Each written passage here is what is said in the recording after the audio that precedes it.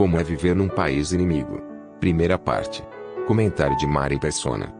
Quando eu morava em Alto Paraíso na época tinha uns 600 ou 700 habitantes, o município tinha 3.000, mas a cidade era não mais que um povoado. E havia uma pequena farmácia lá, e o farmacêutico, pessoa muito gentil, muito simpática. Farmácia, quando falo farmácia, pense assim, num retângulo mais ou menos desse tamanho aqui. Era pequena mesmo. E ele era de uma filosofia, ou religião, ou organização chamada Rosa Cruz. E estudava, tinha muitos livros na estante. E um dia, tinha um rapaz também que eu conhecia lá em Alto Paraíso, era um rapaz muito simples, o Sebastião, que ele era semi-analfabeto, e quando eu digo semi-analfabeto, é realmente semi-analfabeto. Ele sabia ler, mas não escrever. Ele havia escutado o Evangelho, esse Sebastião, e no dia seguinte, alguém pregou o Evangelho para ele, e no dia seguinte ele foi capinar uma roça, e no meio lá da capina ele entendeu que Cristo havia morrido por ele, que ele precisava crer em Jesus, se arrepender de seus pecados, e ele se ajoelhou ali mesmo na terra e creu em Cristo. E conheceu aquela libertação que só conhecem aqueles que realmente creem em Jesus, e aqueles que têm o perdão e a vida eterna. E esse era o Sebastião. E um dia eu estava na farmácia conversando com o farmacêutico e falando do Evangelho para ele. Aí entra o Sebastião. E quando o Sebastião entrou, o Sebastião percebeu o que eu estava falando, entrou na conversa e começou a falar as mesmas coisas. Que ele tinha que crer em Jesus, que o Senhor Jesus tinha morrido na cruz pelos seus pecados, que bastava crer nele para receber a vida eterna. E o farmacêutico, não, mas porque você tem que se elevar, você tem que crescer, subir os degraus da iluminação e sei lá que coisa que ele explicava. Uma hora eu parei e falei assim, escuta, deixa eu falar uma coisa. Se Deus quisesse mostrar ao homem o caminho da salvação, um meio para o homem ser salvo, será que Deus daria uma forma que exigiria você de estudar muitos livros, de ser uma pessoa muito culta, muito dedicada no estudo, de subir os vários graus, como ensina a sua filosofia, a sua religião, será que Deus faria isso, uma coisa tão difícil, tão complicada?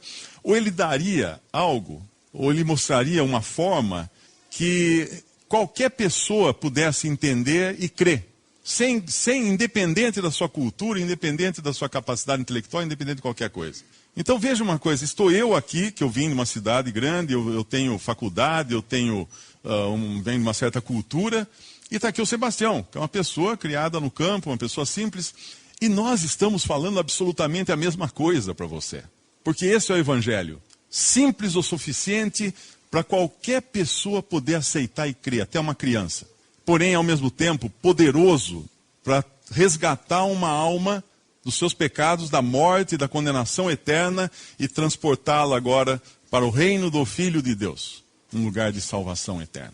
O Evangelho é, talvez, eu acredito que é a coisa mais simples que pode existir. Porque para que ele ficasse simples, a coisa foi muito complicada. O Evangelho é de graça. A salvação que é pregada pelas boas novas do Evangelho é de graça. Porque ela custou o mais alto preço que alguém poderia pagar por isso. Custou a vida do Filho de Deus, que veio ao mundo para morrer no lugar do pecador. E o que é o Evangelho? É muito complicado entender? Não, o Evangelho dá para ser pregado em menos de 3 minutos. O Evangelho é Cristo morreu pelos nossos pecados e Cristo ressuscitou para a nossa justificação. Creia no Senhor Jesus Cristo e será salvo. Isso é o Evangelho. Não durou nem 10 segundos para falar o Evangelho. Mas por que a gente às vezes pega um trecho longo? É que o Evangelho ele tem tantas facetas e são tão maravilhosas que nós ficamos até empolgados em conhecer um pouco mais dessas facetas do Evangelho. E eu queria abrir hoje a Bíblia no capítulo 8 do Evangelho de Lucas, porque existe uma sequência de eventos aqui que mostram várias dessas facetas ou características da mensagem do Evangelho e da obra que Cristo consumou na cruz em prol do pecador, em prol da salvação do pecador. Em Lucas capítulo 8, ele vai discorrer aqui, começando pelo versículo 4, nós vemos o Senhor Jesus falando uma parábola. Ele fala de um semeador, no versículo 5, que saiu a semear a sua semente. E quando a semeava, caiu alguma junto do caminho, foi pisada, as aves do céu a comeram. Outra caiu sobre pedra, e nascida secou-se, pois não tinha umidade. E outra caiu entre espinhos, e crescendo com ela, os espinhos a sufocaram. E outra caiu em boa terra, e nascida produziu fruto, 100 por 1. Dizendo ele essas coisas, clamava: quem tem ouvidos para ouvir, ouça.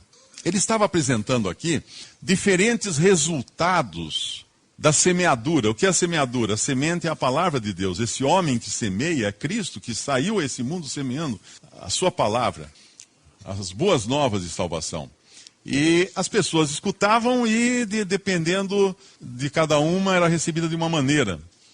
Em alguns casos, a semente caiu à beira do caminho. Ele vai explicar depois que à beira do caminho vêm as aves do céu e comem a semente. Essas aves do céu são uma figura de Satanás, o diabo, o inimigo das nossas almas, que realmente não quer que você seja salvo.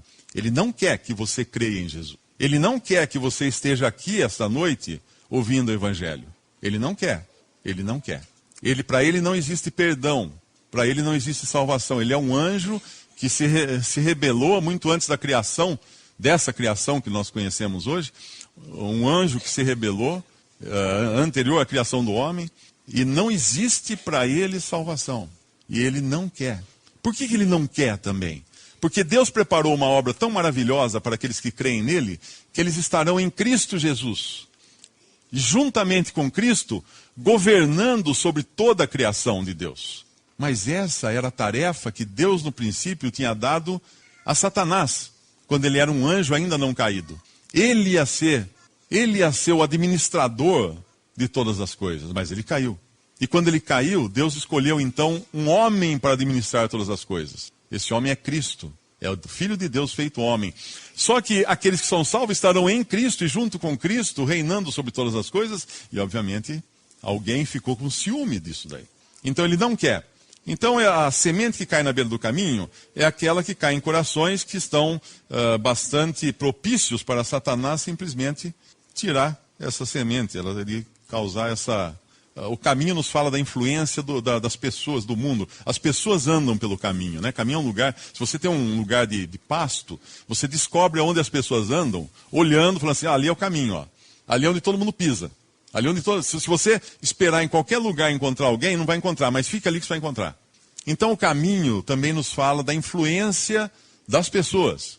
E certamente, alguém na sua família não queria que você viesse aqui hoje. Alguém estava contra. Mas o que você vai fazer lá? O que você vai fazer? Escutar o quê lá? Fazer o quê? Porque as pessoas, amigos também, não querem que você esteja aqui. Porque eles não conhecem a verdade, eles não conhecem a Cristo e eles não querem ficar sozinhos na condenação. Mas aqui então, tem esses que a semente cai na beira do caminho, outros ela cai sobre pedras, não tem raiz. Esse é o oba-oba, né? Aquele que ele por um tempo fala assim, nossa, que coisa maravilhosa, que maravilha, é isso que eu quero, etc, etc. Não tem raiz. É só emocional. É só emoção. Chora, ri, fica aquela coisa toda. Não tem raiz. Você vê muito disso hoje no mundo, né? Muitas pessoas parecendo assim que de repente, no dia seguinte está do mesmo jeito. Fala, o que aconteceu? Você não tinha se convertido? Mas não tem raiz. Depois outra cai entre os espinhos e são sufocados, né? A semente é sufocada, com os cuidados, riquezas e deleites da vida, não dão fruto com perfeição.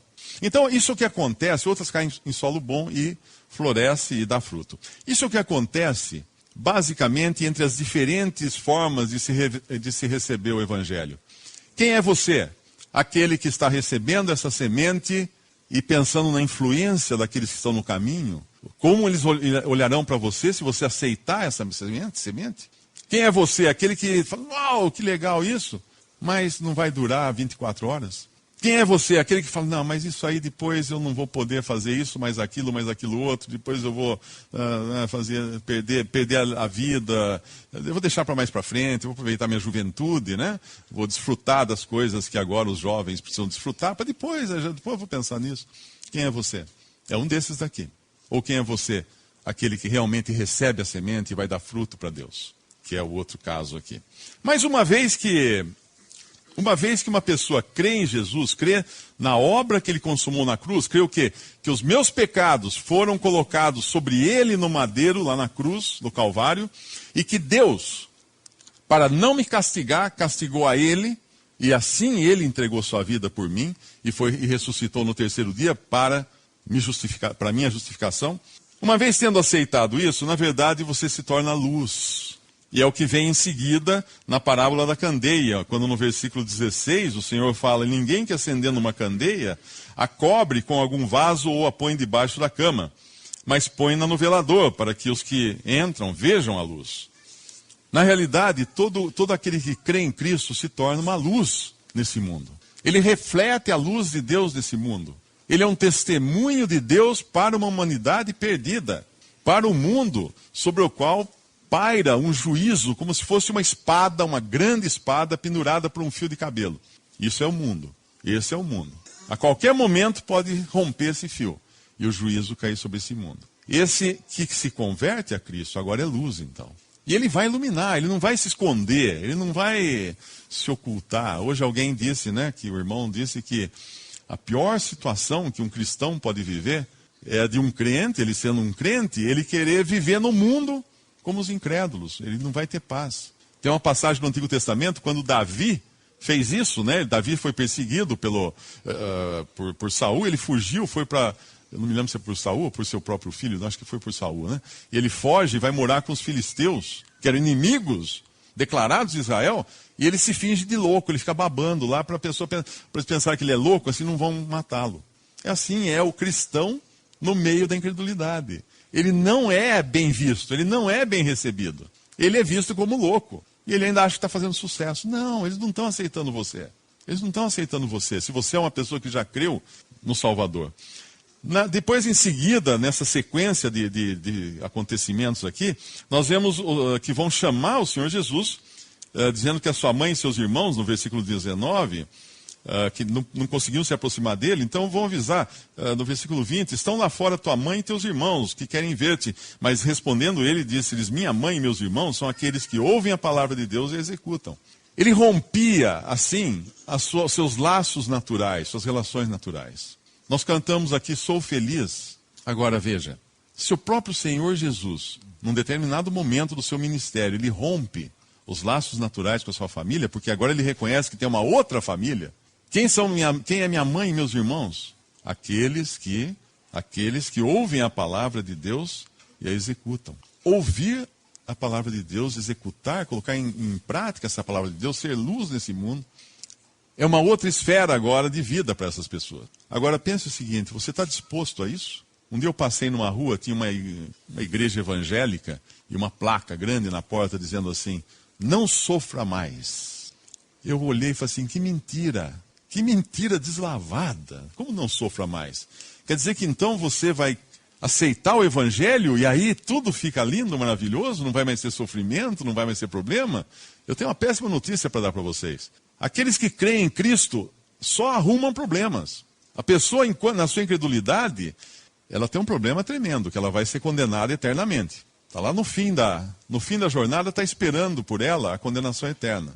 Mas aqui no mundo ela ainda vai levando ali meio na maciota e consegue ir vivendo aqui, ali e tal, mas lá vai ter a condenação.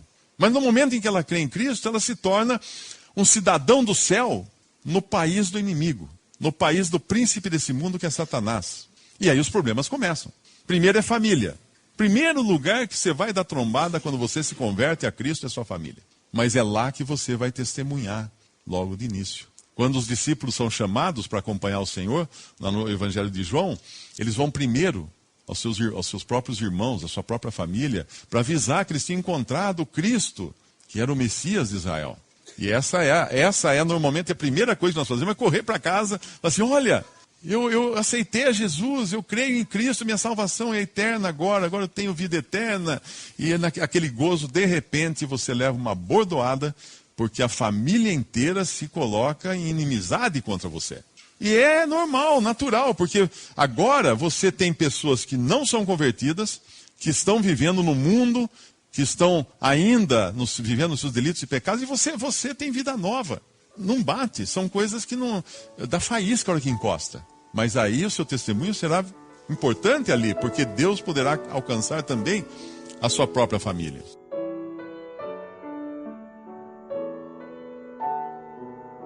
Visite Respondi.com.br. Visite também 3minutos.net.